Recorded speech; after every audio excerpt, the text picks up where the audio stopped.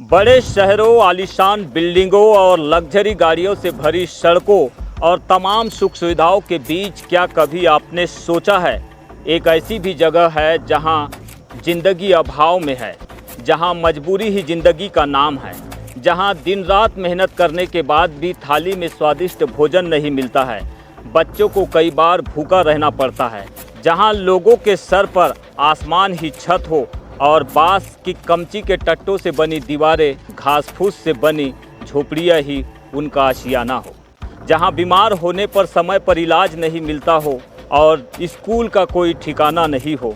मैं किसी आदिम ज़माने की बात नहीं कर रहा हूँ, बल्कि 21वीं सदी के बालाघाट के उस गांव की बात कर रहा हूँ जहां सबसे ज़्यादा गरीबी है, यानी कि बालाघाट का सबसे गरीब गांव है। तो आज हम कुआगोंदी में हैं और कुआगोंदी वही गांव है जहां प्रिमेटिव ट्राइब रहते हैं जो आदिम जीवन जीने के लिए मजबूर है। तो चलिए आज की इस रिपोर्ट में इनके जीवन संघर्ष को करीब से समझने की कोशिश करते हैं।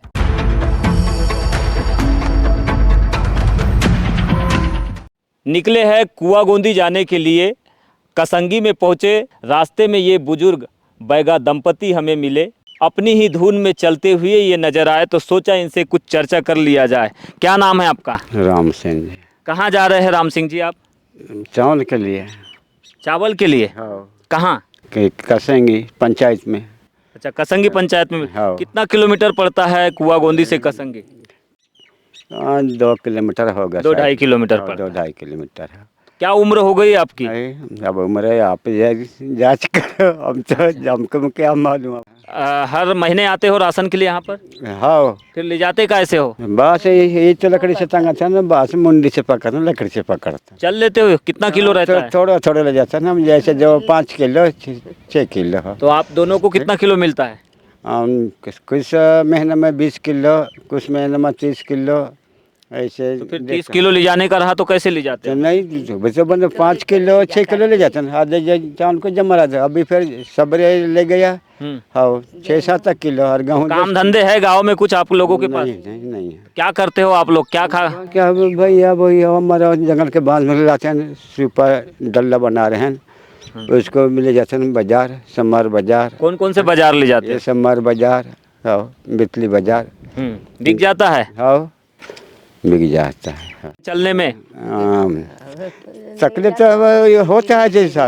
ये तो देखो धूप है, अरे ये भी तो पूरे गर्म हो गया दम हर रोज। अच्छा। हाँ। तो पाँव में चप्पल भी नहीं है आपके? तो चप्पल को तो ये जिंदगी है चप्पल है इस क्षेत्र में जहां हम जाने के लिए निकले थे। रास्ते में ही ये बैगा बुजुर्ग दंपति हमें मिल गए। पाँव में इनके चप्पल नहीं है, हाथ में लाठी का सहारा है और इसी लाठी के सहारे ये बुजुर्ग बैगा दंपति राशन के लिए कुआगोंदी से कसंगी जाने निकले हैं। सोचिए, कल्पना कीजिए, 21वीं सदी के भारत में, आधुनिक दौर में, साइंस और टेक्नोलॉजी के इस दौर में आज भी इस तरह की ज़िंदगी जीने के लिए यदि बैगा परिवार, जिन्हें राष्ट्रपति का दत्तक पुत्र कहा जाता है, जिन्हें संरक्षित मानव प्रजाति कहा जाता है, जिन्हें पीवीटीजी का दर्जा मिला हुआ है, उनकी ये स्थिति है तो गांव की क्या स्थिति होगी। चलिए गांव में ही चल के दिखाते हैं आपको कुछ और तस्वीरें।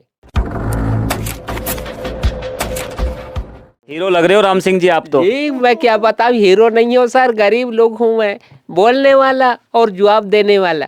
अच्छा। लेकिन मैं बोल रहा हूँ कि लेकिन कलेक्टर का और आदत से और बोलूँगा मतलब ये खेत का और निवेदन और हमारे पट्टा मिलना चाहिए करके। जंगल रिवाज में रहते हैं तो हमारे पानी भी कम हो गया, इसलिए खेत का और जवाबों से हम बोल रहे हैं सर। ये बताइए, आप पट्टा की बात कर रहे थे, पट्टा नहीं है आपके घर का? नहीं भाई, हाय नहीं, आप चुप नहीं, रहिए। नहीं, आप बताइए, घर का पट्टा है? Hi sir. कब मिला है पट्टा? अभी देख जब पटल निकाल बोला। कब मिला है? ये कितना तारीख का पट्टा मिला है? कितना साल हो गया? वो बस 5 साल की 5 साल नहीं हुआ है। कितना? मेरे को पूछ। 1 साल? हाँ, उतना अच्छा, तक जमीन मिला। जायदाद है आपकी? बस नहीं है, जमीन का नहीं है, घर का पट्टा मिला है। घर का पट्टा मिला? घर का पट्टा मिला है। और ये जो घर दिख रहा है कब बना था आपका? अब मैं तो 3 साल के बाद ही हो रही सर। मैं कहाँ से पूर्ति करते, तुम्हारे और भालाघाट में नहीं जाता ना। हाँ। तो मेरे मकान भी नहीं बनने था। अच्छा। ये हाँ ठीक है, ऐसा बोलते थे? हाँ अच्छा ये बताओ, बच्चे कितने हैं आपके? हम दो है, हाँ। 2 बाई है। 2 बिटिया है आपकी? हाँ नहीं, एक बेटा है। हाँ। वो किरनापुर से वो साइकिल लाए। अच्छा, देखो हाँ। किरनापुर से वो साइकिल लाए। अच्छा साइकिल लाया है, और एक साइकिल- बेटी है? एक बेटी स्कूल है। पढ़ते दोनों? हाँ, वो दोनों की स्कूल पढ़ता है। कौन सी क्लास में है? बस वो पहली में है और वो सातवीं में है। सातवीं लड़की में? लड़का 7वीं और वो लड़की पहली। तो यहाँ काम धंधा क्या है आप लोगों के पास? आप लोगों के पास तो काम धंधा कोई ही नहीं है सर। बस तुम्हारे परेशान और क्या परेशान पूछेंगे, लेकिन आपको मिल जाता है कागज और लिखा तुमको पैसा मिल जाता है। हम काम ही नहीं करे तो हमको पैसा कहाँ मिलेगा सर? ये तो सोचो यार। तो मैं वही तो बोल रहा हूँ, तो काम करते क्यों नहीं हो? कौन सा काम करते हो? कोई काम मिलता है यहाँ पे? वही तो पूछा। नहीं सर, काम नहीं मिलता सर। अच्छा हाँ, काम नहीं मिलते सर। पूरा नहीं, मेरे को थोड़ा इत्मीनान से आपका जवाब चाहिए था। आपके पास क्या क्या है साधन के तौर पर? साइकिल के अलावा गाड़ी भी है? हाँ ठीक है। गाड़ी है क्या आपके पास? नहीं है सर, नहीं है। तो आना जाना कैसे करते हो? बस पाए से चालू करता हूँ। पाए से चलते हैं। पाए से चलते हैं सर। तो दिन के उजाले में जिस तरह का अंधेरा इस घर में देखने मिल रहा है, ठीक उसी तरह का अंधेरा इनके जीवन में भी है। और इनके जीवन में अंधेरे की वजह केवल इतनी है कि ये खुद भी अभी तक अपने आप को समझ नहीं पाए हैं। ऐसी स्थिति में ये परिवार बहुत ज़्यादा बैकवर्डनेस की अवस्था में नजर आते हैं। पैगाव का कल्चर है, कुछ गाना वाना बजाते हो? हाँ, एक आध बजा। गाना सुनाओ मेरे को थोड़ा। गाना सुना तो ला। हाँ हाँ सुना। आन गाँव के टुरिया आन गाँव के टुरिया आन गाँव के, मोर गाँव के होते तब चूड़ी पे रात होगा आन गाँव के टुरी मारे नजरिया आन गाँव के टुरी मारे नजरिया आन गाँव के। क्या होता है इसका मतलब? इस माध्यम से हाँ। देखो, लेकिन मोर गाँव को होते टुरी, मैं तो चूड़ी पहना था। हाँ। अन गाँव के ला चूड़ी पहनाने। चूड़ी पहनाने का क्या मतलब है? क्या मतलब है? हाँ। मैं बता रहा हूँ, लेकिन अन गाँव से आता है ना, हाँ। तो लेकिन उसको चूड़ी पहनाओ। मैं साड़ी तय पहन ले। दूसरे गांव से अगर कोई लड़की आती है तो उसको चूड़ी पहनाते हो? हाँ, चूड़ी पहना तो है। इसका मतलब तो नहीं, मतलब मोहब्बत ही हुआ ना? ये देख, मोहब्बत नहीं होता। हाँ। अपन भाई जैसा रहते हैं। अच्छा। अपन आप भाई हो ना, हाँ, बिल्कुल। बड़े बाप। तो लेकिन आज मेरे को कपड़ा पे पहना सकते हो ना? हाँ, तब मेरा भाई है वो। हाँ, ऐसा करने ऐसा चाहते मतलब इस तरह से मतलब अपना प्यार बांटते हो आप उनके प्यार साथ, बांट- है हाँ, ना? प्यार, हाँ, का प्यार रिश्ता से चलता जताते है। हो। आगे पढ़ने पर हमें पीएम जनमन 2.0 की ये वॉल पेंटिंग यहाँ पर नजर आई, जो इस वॉल पेंटिंग के माध्यम से सरकार ने दर्शाने की कोशिश की है। इसका कितना लाभ इन परिवारों को मिल रहा है, चलिए इसी घर से शुरुआत करते हैं इसकी और समझते हैं। जनमन 2.0 का जिस तरह से जिक्र वॉल पेंटिंग में किया गया है और जिन योजनाओं की स्कीमों की बात की गई है, उसका क्रियान्वयन इस गांव में कितना हुआ है, यही जानने के लिए हम जंगल सिंह के घर में पहुंचे। और ये जंगल सिंह है। जंगल सिंह ने घड़ी तो काफ़ी अच्छी पहनी है। कितना बजा है आपकी घड़ी में? 12 बजे सर। 12 बजा है। अभी तो मेरी घड़ी में तो 1:15 बज रहा है। होता है। लेकिन जंगल सिंह, आपसे मैं जानना चाहूंगा, ये बताइए सरकारी योजनाओं का कौन कौन सा लाभ आपको मिला है? कुछ नहीं मिला है, कुछ नहीं मिला है। जब मैं इतना कम से कम आप थोड़ा बैठ जाइए। हाँ। मैं अभी मेरे 70 पे 75 चल रही से साल चल रही से 70-75 पेंशन मिलती है? हाँ मिलता है। तो अभी तक मैं देख मेरी पट्टा नहीं मिला है। कितना मिल रहा है पेंशन? 600 रुपये। 600। अब मैं वो गए तो साहब ये किनापुर, तो तुम्हारी पेंशन 1000 मिलेगा कहा है। और पुरुष के उनका का उनके 2000 का। अच्छा, ये घर कब बना था आपका? ये तो हो गए 5 साल हो गए। 5 साल पहले? हाँ, ऐसे ही बना था? ऐसे ही बना था क्या? इसको और कुछ करवाया? नहीं ऐसा ही बना था। बाहर में वॉल पेंटिंग पे लिखा था कि गैस कनेक्शन मिलेगा, मिला है? नहीं मिला? नहीं मिला है जी। और जमीन तो नहीं है आपके पास? तो 2000 रुपये भी नहीं मिलता होगा? नहीं मिला कुछ नहीं मिलता। जो नल लगे हैं इनमें पानी नहीं आ रहा है क्या? नहीं आ रहा है। अच्छा, कब से नहीं आ रहा है? रुको एक मिनट, कब से नहीं आ रहा है पानी नलों में? 2 दिन हो गया जी। अच्छा, हाँ, तो कहाँ से पानी भरते हो गर्मी का दिन? उधर से। कहाँ, तालाब से, नदी से? हाँ, हाँ। पानी नहीं मिलता है गांव में। गांव में पानी ही नहीं है? हाँ, नहीं है। तो ये हैंडपंप खुदे है, ये जो नल जल के पाइप लगे हैं इनमें पानी आता ही नहीं? वो नल में भी नहीं मिलता है। कब से लगे हैं ये नल?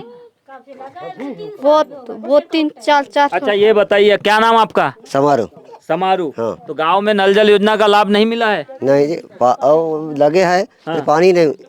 कब से नहीं आ रहा है? वो 4-5 साल हो गए।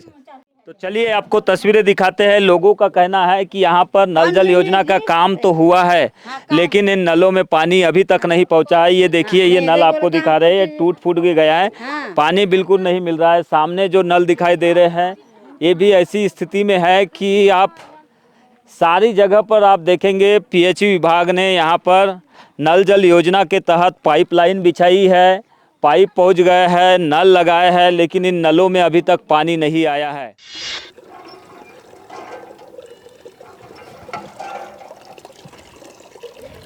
क्या नाम है? मनिहार। थक गए? हाँ। पानी जल्दी नहीं आता?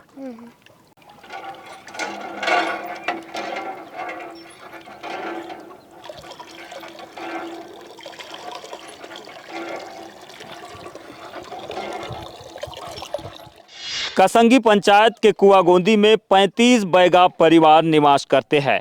जनमन योजना के तहत 29 मकान स्वीकृत हुए हैं। इनमें से 7 मकान कंप्लीट हो चुके हैं, लेकिन पानी के अभाव में 22 मकान अभी तक अधूरे पड़े हैं। अरे जो मकान आपका अधूरा दिख रहा है, ये क्यों नहीं बना? तो अभी पानी के वजह से अगर सलाब डाल के हो जाता। प्रधानमंत्री आवास योजना की बात की जाए तो यहाँ पर 7 से 8 मकान 2021 में बने थे, लेकिन इनमें एक भी मकान ऐसा नहीं बना कि उसमें ये परिवार निवास कर सके। आज भी इन मकानों में रहने वाले बैगा परिवार टपकती छतों की वजह से परेशान हैं। इन स्थितियों में उन्हें बारिश के दिनों में कई दिक्कतों का सामना करना पड़ता है। खासकर जहरीले कीटों की वजह से उन्हें कई बार अपनी जान भी गंवानी पड़ती है। कि ऐसी परिस्थितियों में सर्पदंश के चलते मंतोष मड़ावी नाम के एक बैगा की मौत भी हुई है। आओ कोई समझ नहीं पड़े मकान के। तो कब बना है? तो वो तो बहुत दिन हो गया। तो अभी बारिश होगी तो कहाँ रहेगा? वो झोपड़ा बनाया है जी। ये वाला? हाँ, झोपड़ा में रहूंगा मैं। अच्छा, एक मकान तो मकान नीचे कई आदमी देख के भग जाते हैं। रहने लायक नहीं है? नहीं है जी, इतने खवान होते तो कोई कौन रहेगा। शौचालय योजना का भी लाभ यहाँ के बैगा परिवारों को शासन की योजनाओं के तहत मिला है, लेकिन आज की स्थिति में यहाँ पर एक भी बैगा परिवार के पास शौचालय नहीं है। पट्टों की अगर बात की जाए तो यहाँ के बैगा परिवारों के पास आवासीय पट्टे तो मौजूद है, लेकिन खेती के पट्टे, खेती के ज़मीन से जुड़े पट्टे आज तक किसी को नहीं मिले हैं।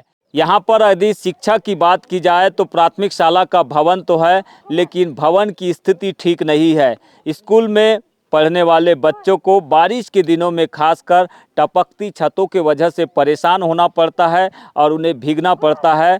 इन स्थितियों के बीच कई बार शिक्षक भी यहाँ पर नहीं पहुँच पाते और कई बार तो बच्चे स्कूल ही नहीं जाते हैं। बिजली व्यवस्था की बात की जाए तो गांव तक कसंगी से होते हुए बिजली पहुंच चुकी है। हर घर में बिजली है, लेकिन यहाँ पर ट्रांसफार्मर की नितांत आवश्यकता है। जब तक यहाँ पर ट्रांसफार्मर नहीं होगा तब तक यहाँ के लोगों को परेशानियाँ होते रहेगी।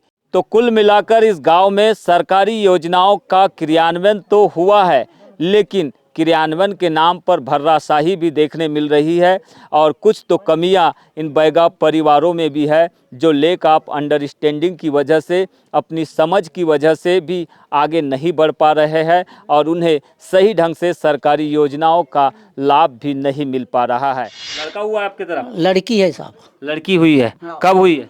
शनिवार को। डिलीवरी कहाँ करवाए हो? यहीं घर पे। अच्छा, डॉक्टर के पास क्यों नहीं गए?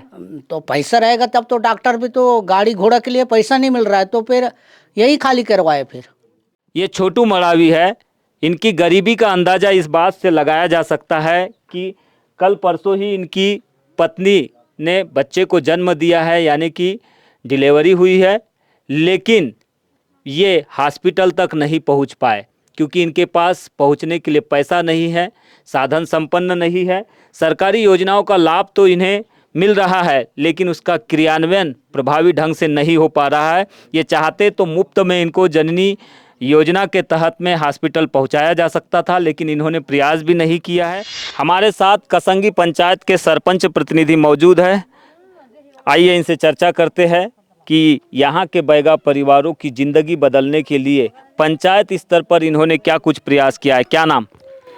मेरा नाम ओम प्रकाश मस्कोले, गांव कसंगी पंचायत।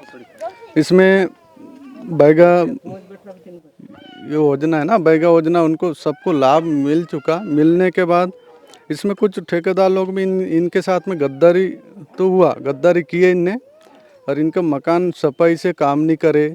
और बाकी ये योजना तो सबको बराबर मिलता है, बराबर मिलने के वजह काम ठीक से नहीं हुआ, काम ठीक से नहीं हुआ है। और काम इनमें कुछ ठेकेदार लोग गलती तो की है, पर इनमें वो भी नहीं कि हमारे पैसा कोई ठेकेदार ने लिया और मकान का ठेका लिया, उनको जा के इनको टॉर्चर करना था, लेना था, हमारे मकान बना दो। इन्हें उतना ध्यान नहीं दिया, मकान शिकायत भी नहीं की, शिकायत नहीं की, कुछ नहीं।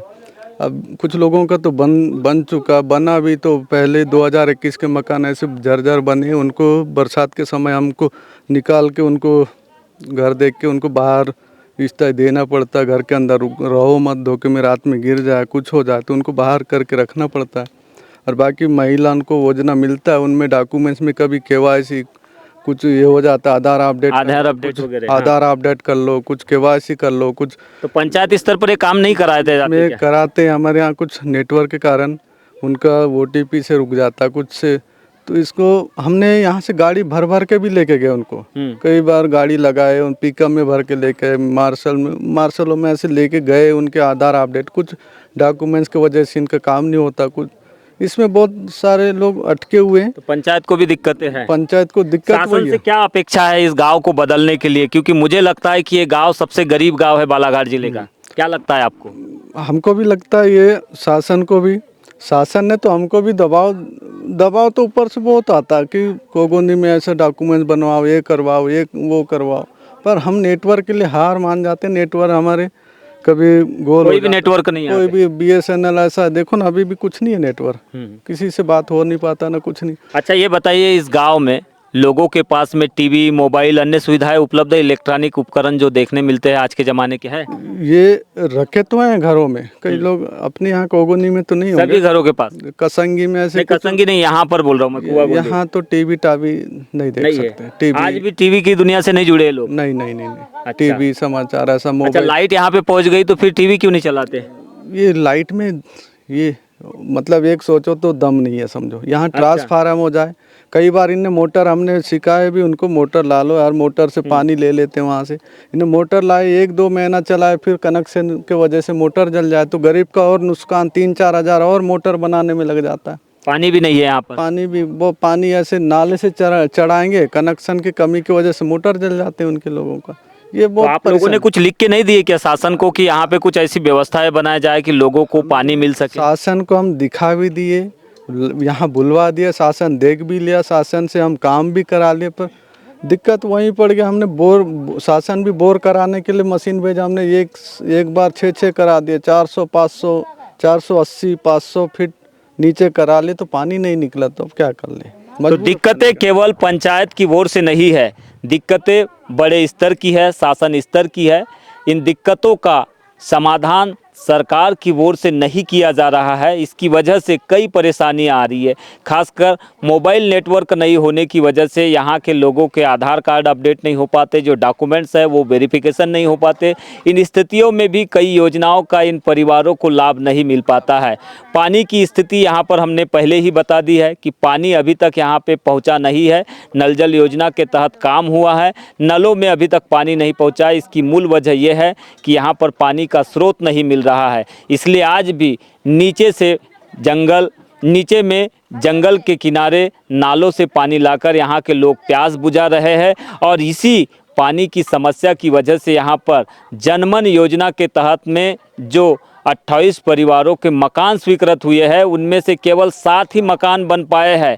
बाकी के मकान अभी तक नहीं बने हैं क्योंकि इस गांव में पानी ही नहीं है। अब देखना यही होगा कि जो स्थितियां यहाँ पे निर्मित है और जिस तरह की परेशानियों दुश्वारियों से यहाँ के लोग अपना जीवन गुजार रहे हैं, इन्हें दूर करने के लिए शासन स्तर पर और प्रशासनिक लेवल पर क्या कुछ प्रयास किए जाते हैं।